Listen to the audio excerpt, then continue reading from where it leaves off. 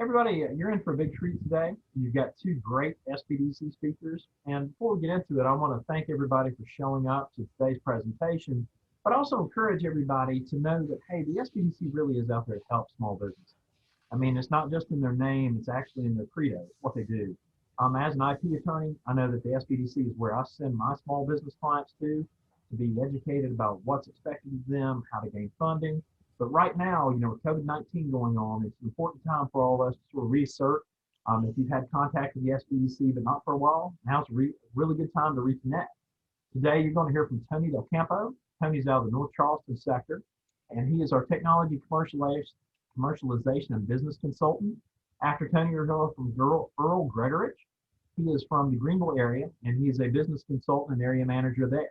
And at this point, I'm going to turn things over to Tony.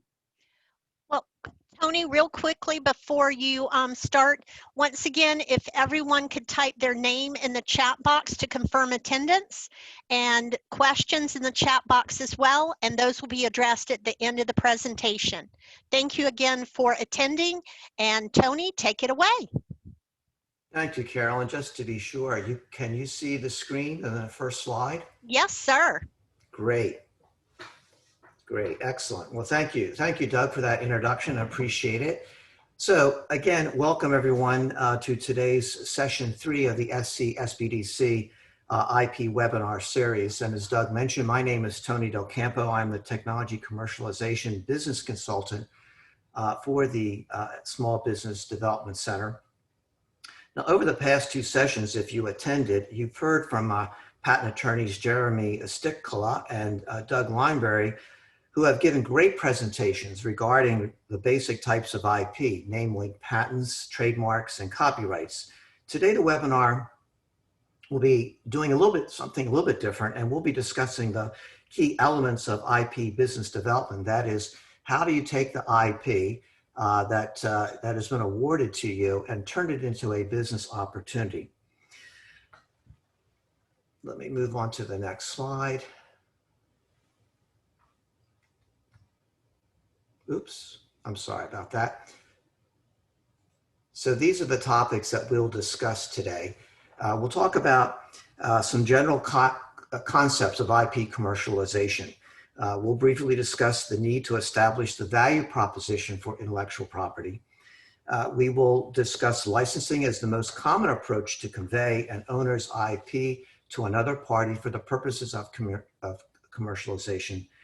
And we will talk a little bit about the pandemic-related impact on intellectual property commercialization, which clearly has had an impact as the pandemic has had on just about every aspect of life.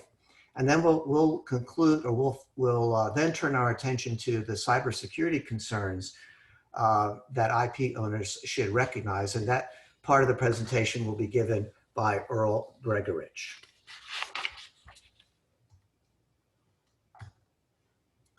So, oops. All right. So, as we've heard in previous sessions, intellectual property encompasses the legal approaches to provide protection for the creative work of an individual. Patents, copyrights, and trademarks provide a written expression of ideas or works of the mind. And together, these written expressions of IP become valuable assets that can be bought, sold, and transferred just like any other property assets to create value for the IP owner through legal mechanisms such as licenses, options, and even sales agreement to generate wealth for the IP owner. Now, the value is based, the value of IP is based on the concept that allows the IP owner to exclude others from practicing the inventions, and that is to either make, sell, or use the invention, and in effect, creates a monopoly for the IP owner for a limited time. So the IP becomes a valuable asset which can be transferred in a business transaction by the owner, also known as the licensor, via licensing. The receiver of the IP right, also known as the licensee, can benefit from the IP opportunity by obtaining this potential competitive advantage that the licensee's business can use, because it can exclude others or can legally exclude competitors. In turn, the IP owner, as compensation, receives potential revenue through the receipt of licensing royalties. So let's look at the commercialization in a little more detail. Once the IP is created by the individual and expressed in written form, such as a patent, copyright, or trademark, the owner has several paths to pursue the commercialization of that asset. In some cases, the IP may be very early in development. The owner may wish to partner with others through a partnership or collaboration agreement in order to further the development of the opportunity. And in this way, the owner can leverage the specific development or expertise of IP owned by other parties to enhance the value of his or her own IP. And this approach is often used in the biomedical industry, where IP opportunities are usually, or many times, at a very early stage. The owner can, as I mentioned earlier, you can also sell the IP. And in this case, the ownership is actually transferred to that party. In this case, the rights are assigned to another party, and the original owner generally relinquishes control of the IP. This is very much like the typical cash transaction that one may be involved in, such as in the sale of an automobile or the sale of a real estate. So real estate transactions are very similar to selling an IP. Generally speaking, these types of transactions offer the lowest risk to the owner, but probably the lowest return. Perhaps the most common way the IP can be commercialized is through licensing, where the right to use, make, or sell is granted to another party through a license agreement, which we'll talk more about a bit later in the webinar. These types of transactions are often preferred when the opportunity is well delineated or developed. As compensation for the license, the licensor receives cash, and again, licensor being the original owner of the IP, receives cash payments and usually royalties on sales of products and services covered by the intellectual property that's being licensed. The licensor maintains ownership of the IP and some control as negotiated. These kinds of deals can be quite lucrative depending upon the IP opportunity. And then finally, an IP owner can place the asset in a new venture or startup. This approach has become quite popular in the last 10 to 20 years, particularly in the technology markets. Generally speaking, this approach often is used when the technology service has broad applications, or when the technology or service requires a committed focus, as opposed to, say, licensing the technology to a larger entity which may have many projects ongoing. The startup transactions are generally complex, where the owner of the IP takes equity, and in this way, the owner is sharing in the future value created by the startup venture. Because equity is involved, there is a potential for a very high return for the IP owner, but by the same token, it also represents the highest risk compared to a straight licensing agreements. So I hope I have motivated the audience to think about intellectual property as a means to generate wealth through its commercialization. In my view, obtaining an IP protection is great, and it may look great on one's resume, but its true value really cannot be realized until it's commercialized to drive economic growth. And so what I thought I'd do is put together this table, which summarizes some thoughts regarding commercialization of various forms of IP. So the first type, utility patents, as Jeremy Stipkala mentioned in his session, really relates to machines or devices, composition of matter, such as new chemical formulas. And the approach to monetize that IP usually is in the form of a license agreement, where you give you grant the right to use, make, or sell in return for royalties on sales and other related fees. The industries where this is very common is in manufacturing of durable goods, the pharmaceutical industry, also the automotive, and those types of industries that are making durable goods.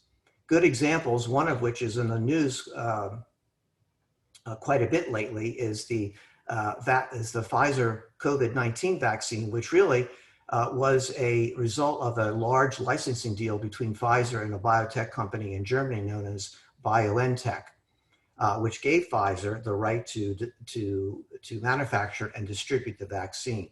Another good example is Tesla automobiles licensed their battery technology to Mercedes for their use in designing and manufacturing electrified vehicles. And in general, these kinds of deals can generate large royalty revenues, but also can be quite litigious from lawsuits due to potential infringement issues. Trademarks, as Doug mentioned in his last week, relates to logos and brand names. And again, they can be licensed exclusively or non-exclusively to give the licensee the right to produce, use, or sell in return for royalties, as just like in utility patents. And these industries are more consumer-oriented for clothing, the sports industry, home products, and particularly in franchising.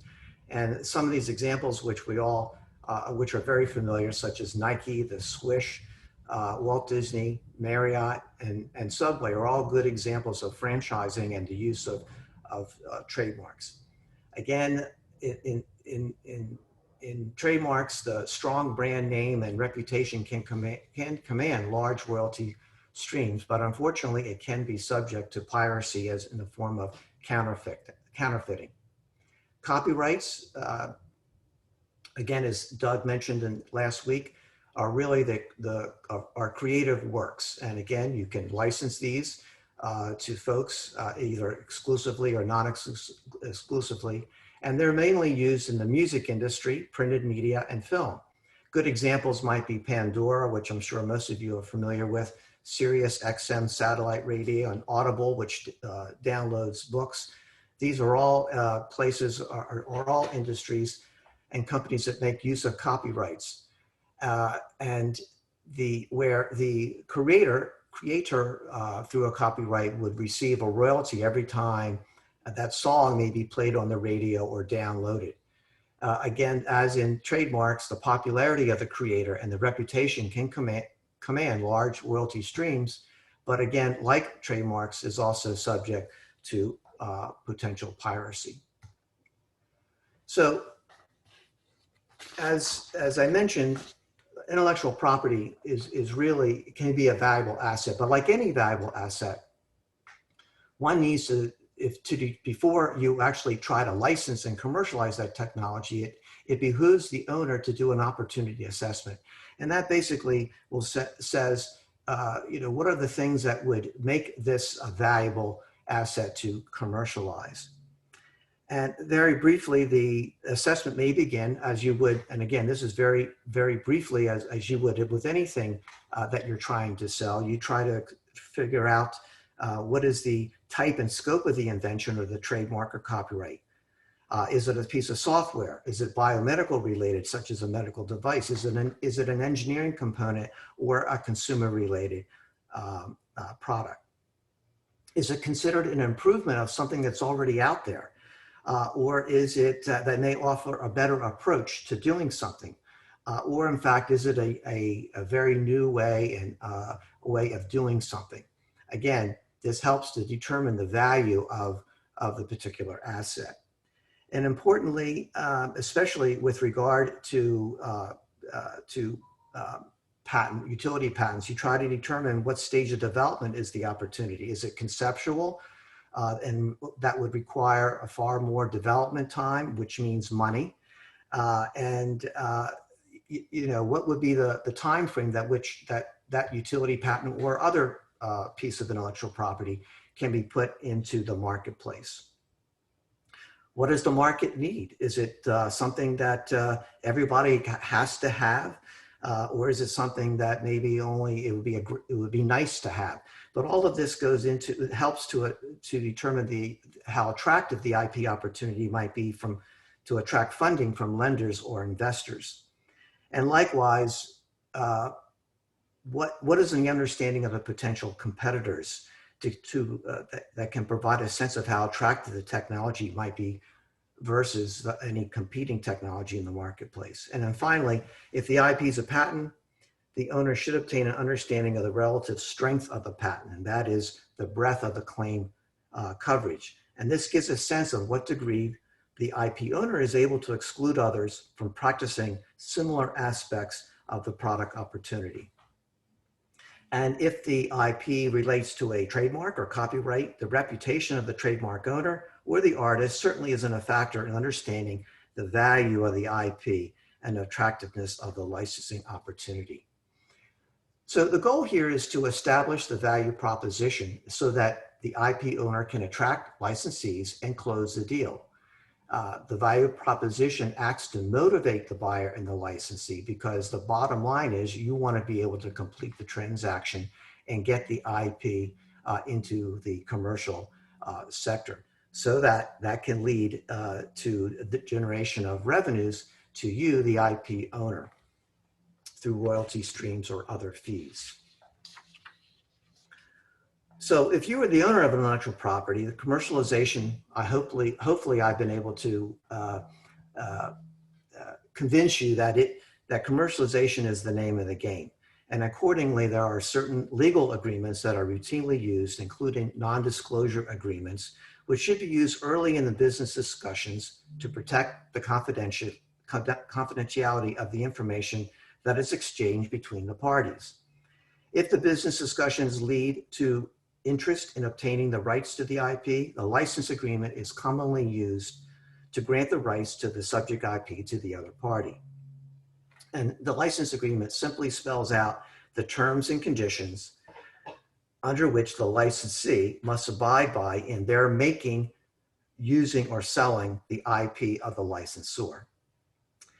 One of the first considerations of a license agreement is whether the license is exclusive, that is, you're licensing it to an individual, to one person, to one licensee, or non-exclusive, where you try to license the technology or the IP broadly. But the choice really depends upon the opportunity and the business goals of the parties. And there are several factors which go into determining whether or not you're going to license it exclusively or non-exclusively. The bottom line is you make an assessment whether the market is conducive to broad commercialization of the IP. And then if that is the case, then most likely a non-exclusive grant of rights might be most appropriate. Alternatively, if the IP may require more development, the licensor may wish to see more a focused effort where one licensee has the rights exclusively. And for this reason, in general, exclusivity is more common in utility patents that tend to need further development to achieve marketability. In contrast, trademarks or copyrights that can be generally commercialized without delay and can be commercialized broadly may be best commercialized through a non-exclusive agreement, and generally those are the customary ways that they are commercialized. Other common terms of a license agreement include the license fee, which is also known as an upfront fee or execution fee, that the licensor, the IP owner, is able to negotiate at the time, or negotiate when the license is executed. Running royalties is a very big factor in a license agreement, and these relate to the recurring revenue to the IP owner or the licensor based on sales by the licensee. There may be milestone payments, and these are payments upon the achievement of predetermined events by the licensee. Another provision which I always felt in negotiation of license agreements are extremely important, and these are the diligence provisions, and sometimes these are even more difficult to negotiate than royalties. And diligence provision simply refers to those required commercialization efforts that you want of the licensee. The bottom line is now they're getting the rights to your technology or to your IP. You want to make sure that they actually take action to put that into the marketplace. Litigation rights details the process or control in the event of lawsuits. And then finally, termination provisions, which details the conditions when and how an agreement may be terminated. And this is just a very brief discussion of the common terms of a license agreement. Clearly, there's a whole lot more that goes into it than simply, and other terms than simply what is here on this slide. Let's talk a little bit about the impact of pandemic on IP business transactions. As everyone knows, I look at this analysis as looking at the macro level versus the micro level with respect to a particular licensor or licensee for that matter. At the macro level, we're talking about the overall downturn in the economy. And clearly all of us know that nearly all economic sectors have been negatively impacted by the COVID-19 pandemic. Clearly there's been high unemployment and decreased demand for goods and services. Many of these sectors have been many of the sectors that have been significantly affected are highly dependent on licensing activities, such as in franchising, and it's quite common in restaurant and travel industries, which have been hard hit, during the pandemic. Manufactured products, such as in the audit industry, that are based on utility patents, have also taken a big hit during the pandemic. So consequently, these industries have generated less revenue and therefore less royalties to the owners of the underlying IP. In addition, the downward pressure on the economy has also no doubt impacted the need for new IP-related licensing opportunities, which is not good news for the IP owner.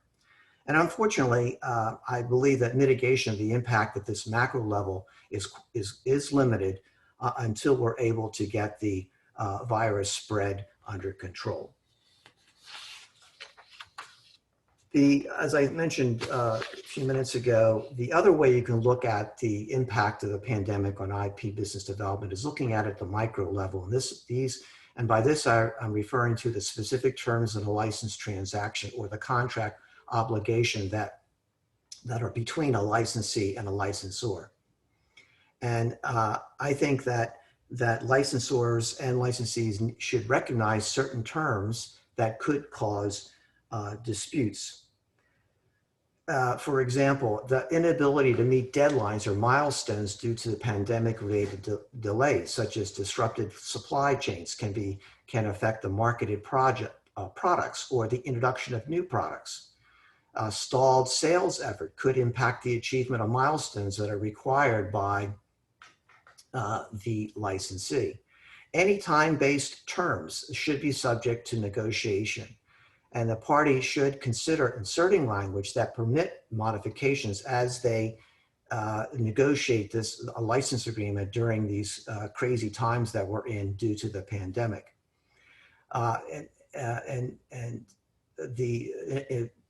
Related to that is to pay attention to the material adverse event clauses that may allow early termination, when in fact that licensees or licensors may be very quick to terminate the agreement under the material adverse event clause, when in fact it may be unnecessary if in fact if they just had an ability to modify and negotiate their way out of this, because the agreement may be apt to be terminated unnecessarily, when in fact it would be much better to keep it in force and just modify the agreement accordingly. But I guess in conclusion, I would always say that it's always important to engage a contract attorney for assistance when you're negotiating, and particularly during the time of the pandemic, but I would argue just about any time when you're negotiating a license agreement, when you're hammering out these sensitive terms, particularly during this time. But anytime, it's always a good idea to contact a contract attorney for assistance when you're in negotiation. And that will conclude my part of the presentation. And I'll just turn it over to Earl, who will consider some of the cybersecurity risks that an IP owner and business owners have to face during these challenging times. And so, Earl, I'll just hand it over to you. All right, thanks, Tony. If you could unshare your screen, I'll put my slides up and we'll get started. All righty.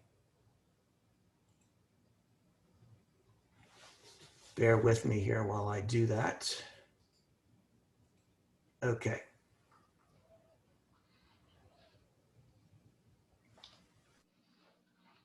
All right. Somebody verify that you can see my slides? Yes, sir. Everything looks good, Earl. All right, thank you very much. So hello, everybody. I'm here from the Greenville area Small Business Development Center, and I happen to be the resident geek, so to speak, for the SBDC network, and I stay up with the happenings in the world of cybersecurity and the like. So I'm here to pass along information regarding our efforts in cybersecurity and how they apply to intellectual property today. So let's move forward then.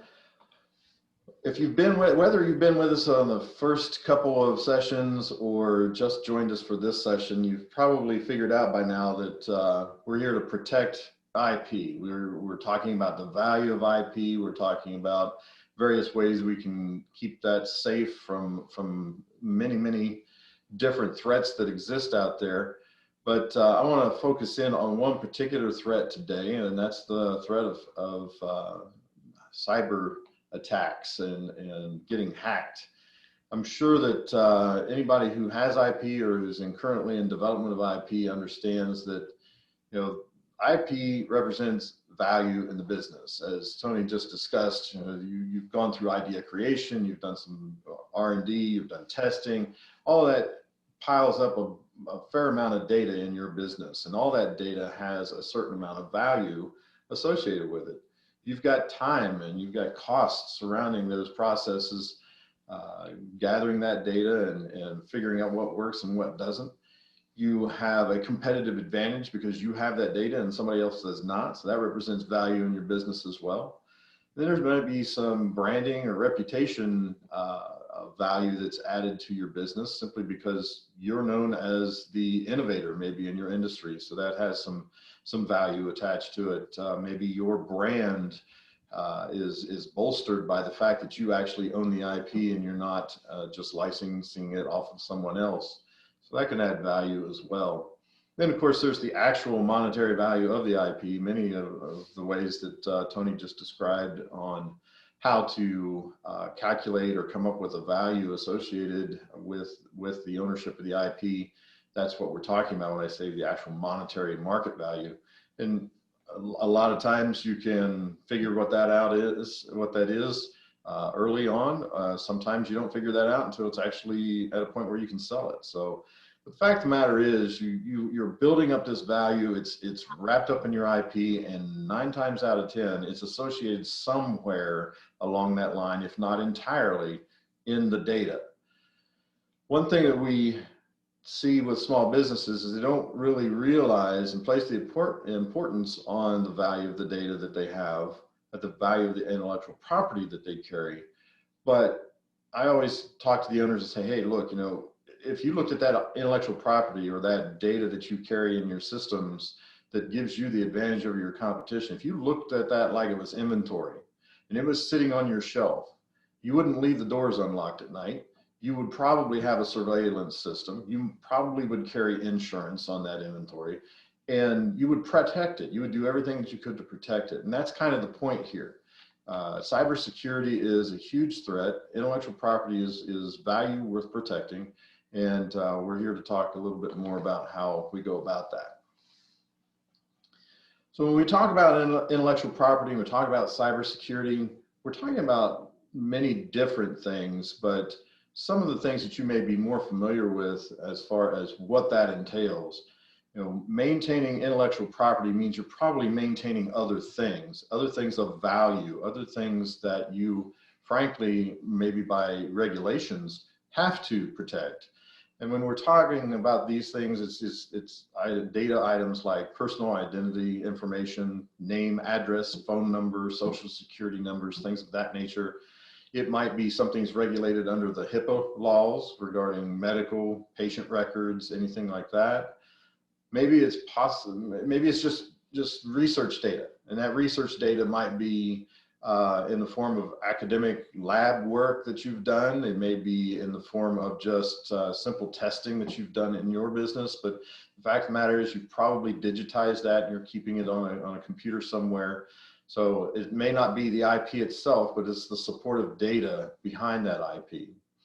And then we have classified information, probably something we're more familiar with. And those of you who might be in the circles of government contracting understand the fact that you are actually bound by the contract to protect any kind of government information that you may have your hands on. If the government is allowing you to use some of their information, or you're creating a part or other information, maybe a system that is somehow connected with government systems, all of these need to be protected, and you are responsible for making sure that those protections are in place.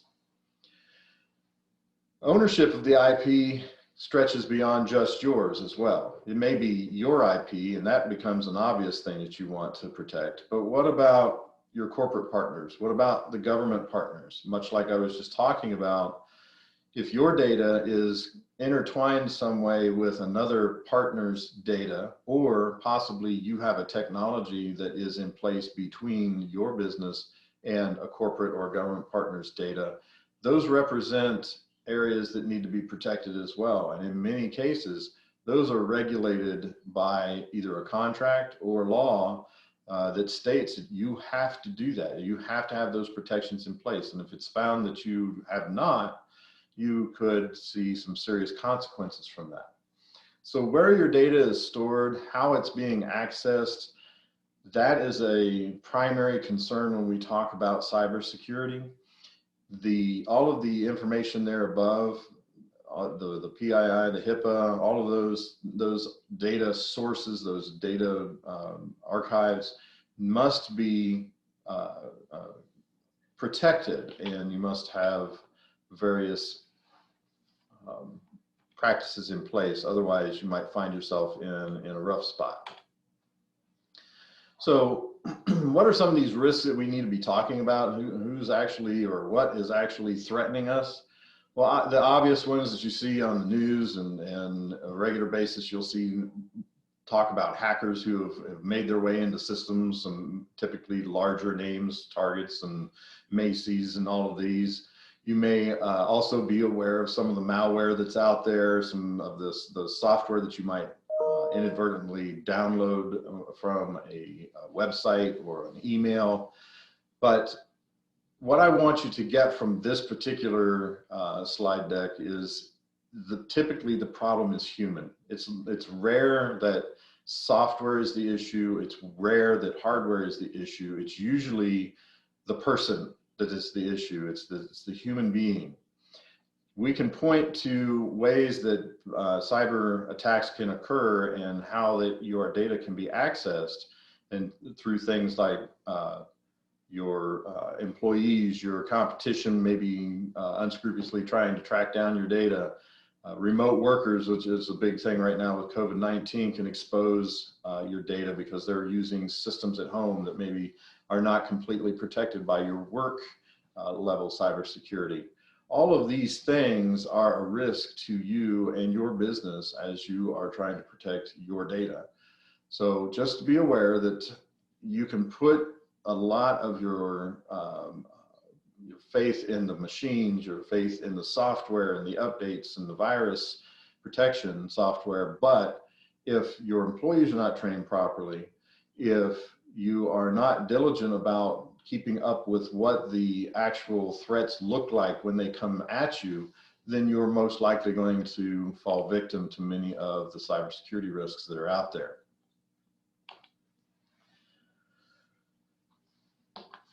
The cyber attacks that are most commonly experienced by our small businesses and are a threat to our intellectual property are pretty well known. You've probably heard of phishing and ransomware, maybe email spoofing and malware. But every time we knock one of these off, we figure it out and we get to a point where we think that we can prevent this from occurring, the hackers find another way. Phishing, This is one that you must spend a significant amount of time training your employees on.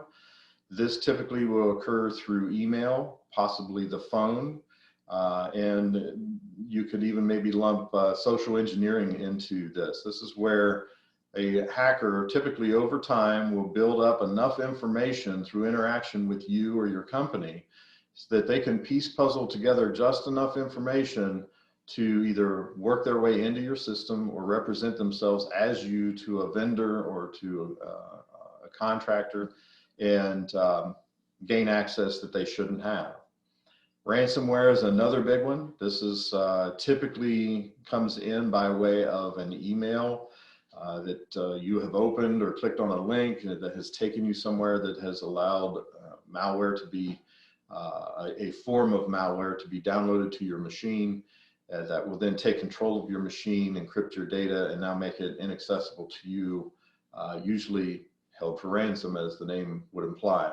This one and phishing represent the two most popular manners for hacking these days for small business.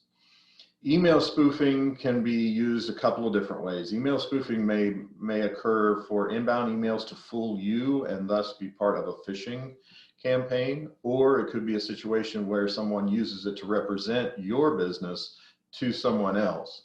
So typically all that means is somebody has made an email appear to be something other than it really is.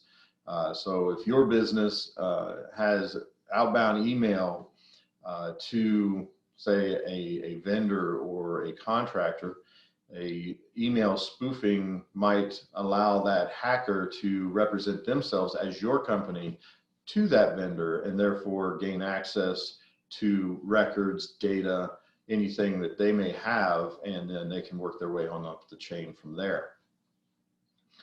Malware is a general term that we use to just describe anything that comes across either by email or any other form across the network that infects a system. It could be something that is just taking a look around, figuring out what kind of data you have, doing some shopping, so to speak, to determine what they actually want. It might be something that is simply using your network to get to another network, which is one of the reasons the government is so concerned with small business and protecting their assets from access through small businesses. So anything really that just shouldn't be there, that's acting in a bad way, would fall into the category of malware. So those four things are the primaries that we watch for as small businesses and are a huge threat to our intellectual property. So how might we mitigate the risk? How do we keep some of these things at bay? How do we try to protect ourselves from these? So first and foremost, this is a continuous effort. This is not something that you check off the box on Monday and say, yep, I went to that cybersecurity class, I'm good now, I don't ever have to do this again. But no, this is a situation where, as I said earlier, things are evolving, the attacks become much more sophisticated, and you have to constantly be on a learning path to stay ahead of this. That said, every time you add an employee, you've got to add the training and the awareness again through those employees. Never let your guard down, basically. Some things specifically, make sure that you have good cybersecurity awareness. Basic cyber hygiene, as the bullet says. This is just simple practices that the SBDC can help you through. There's plenty of material out there online that explains what basic cyber hygiene is, but basically what we're talking about here is don't use systems that are not protected. Make sure you have good virus protection software in place. Make sure your hardware and your software is up to date. You have good physical security on your buildings. Just simple things. Many of these do not require large investment on the part of the small business. They're process changes, they're cultural changes within the business. So there are things that you can do without investing a lot of money, basically. Employee training, I've said it more than once, and I'll say it again, because as I said, the human part of this chain is the weakest link. So just make sure you're constantly training your employees. Again, SBDC has programs, we can help you with that. And there's several different resources out there that we can put you in contact with if you're not sure where to get this kind of training. Do some periodic self-assessments. Don't just assume that because you read the book or you know what phishing is now and you've done a pretty good job of keeping it away, you haven't fallen victim to it, that you must be good. But you can get out there and do a self-assessment. Make sure that you can check that and go down the checklist and make sure that all the systems that you checked maybe last year are still up to speed and protecting you properly. And then do some continuous testing. There are tools out there online that you can use. Some of them are free that will allow you to send test phishing emails to your staff, as an example, and find out if they're actually able to identify an email that came in that they shouldn't be opening. There's other ways to test networks and so on. So again, for very little investment, sometimes no investment, you can mitigate the risk by using some of these tests and certainly doing some of these self-assessments. Some things that you want to do: make sure that you do have physical control over the network. You want to make sure that all of your equipment basically is locked up. This can be anything from a tablet or a laptop or a cell phone that you leave sitting on the restaurant table when you run up to grab the cup of coffee off the counter, to thumb drives that are floating around who knows where in the pockets and pocketbooks of all of your employees, to having your router that has the inbound networking line coming into your business, into your building. Make sure that router is locked up so no one has access to it. Stay updated on your software, your hardware. Make sure that you are removing any unused apps or software that you have on phones and other devices. Sometimes an old outdated app or an old piece of outdated software is exactly the thing that a hacker is looking for to gain access to a system, because they know you haven't kept it up to date, and there's plenty of information out there in the dark web to give them the instructions on how to get in through that software. Make sure you're enabling password protection. Basically, if you have the option to protect either a software or a hardware part of your network, then use it. The more obstacles you can put between yourself and the hacker, the better off you are. And one thing I'll note also is we're not using passwords per se any longer. We're saying passphrases. So it's not just a word. If you've updated passwords or passphrases lately, you understand, and these are getting longer and longer and more complex. So make sure that you have a good policy in place for that. Don't have automatic Bluetooth turned on.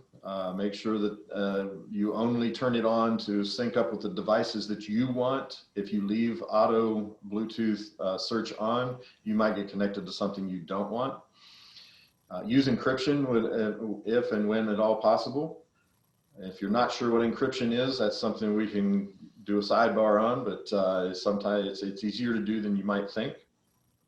Understand what the apps on your phones and mobile devices are actually using, what they have access to. Most every app on your phone wants to know all the things it can about you, your location, your contacts, and everything. And quite frankly, they don't all need it. So just make sure that you're locking that down. Auto installs, if it's auto install of updates to core software, that's great. But if you've got auto installs on things maybe not so critical, like games and stuff like that, that might be a little dangerous. So watch that kind of stuff. And then make sure your browsers, especially if you have employees that are using systems out there, maybe their own systems on your internal network, you may want to make sure that their browsers are incapacitated for certain websites or certain web traffic. So make sure that those get set up properly. Some things not to do: don't use random USB ports. I know sometimes you're in desperation, the device is about to die, and you're looking everywhere for a USB port to plug into to charge up. Yeah, that's probably not a real good practice. If you don't know what's on the other end of that USB port, you probably don't want to plug into it. Same way with Wi-Fi. You don't want to use Wi-Fi in public places. You've heard this before. Use a virtual private network. That's what VPN stands for.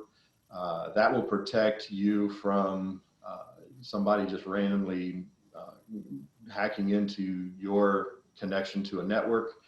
And that is extremely easy to do. So make sure you're using a VPN if you must use something like a Starbucks or any of the public Wi-Fi connections. QR codes have gotten a breath of fresh air, fresh life, I guess I'll say, with COVID.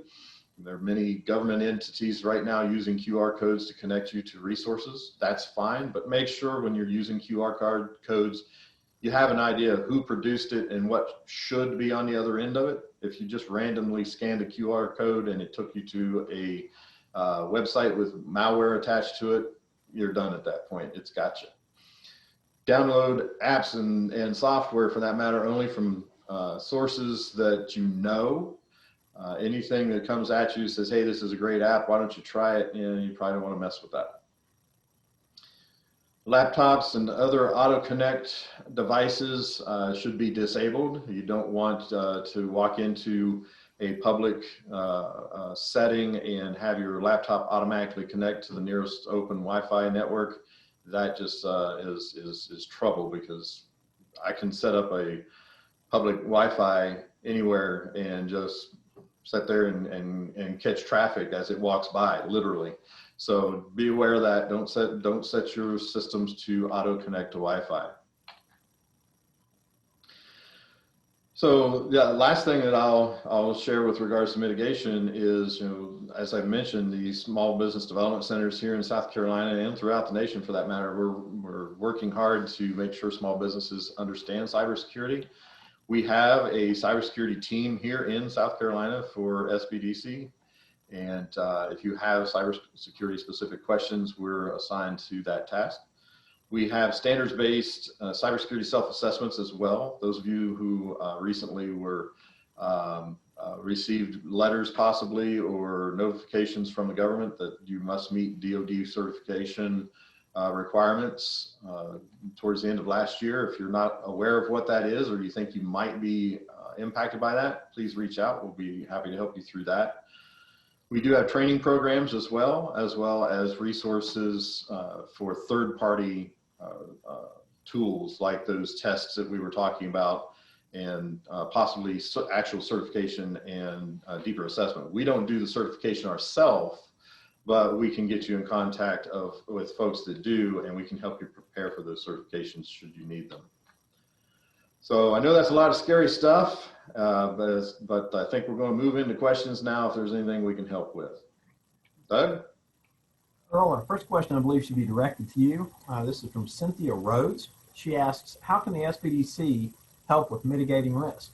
Would it be by referral or done by the SBDC staff itself? Well, that's a good question. It really depends on the scenario. So if you come at us and it's like cybersecurity, I can spell it, but that's about all I need. I can help you from there and get you to a point where we feel like you're comfortable enough to speak the language, so where you can work with a third-party resource. If you require certification, we have to put you in front of a certifier. But we can help you prepare and do the self-awareness and self-assessment steps required to lead up to that certification. Excellent. Tony, I believe I've got one for you. We've got a question from Chip Rutson. Chip asks, once you license your IP, how do you ensure the licensee actually uses quote unquote best effort to market the product? Also, can one cancel the license, ? I didn't hear the last part, Doug. Sure. The last part of it was, can one cancel the license? The first part was, once you license your IP, how do you ensure that the licensee actually uses best effort to actually market the product? Yeah. Well, sometimes it's difficult, but usually it's part of the diligence provisions where you expect the licensee to provide reports on an annual basis of what you've done to performance or how you have moved the technology forward. So in many cases, you are really depending upon really the honesty, you want to call it that, of the licensee to do the right thing. But from a a practical standpoint, you rely on those reports, annual reports, sometimes it's semi-annual, to make sure that they have they have taken concrete steps to move your technology forward. And then I think the second question was, can you cancel or terminate the agreement if they have not shown diligence? Was that it, Doug? I'm sorry. That's it, Tony. Yep. Yeah. Well, of course, that's all part of.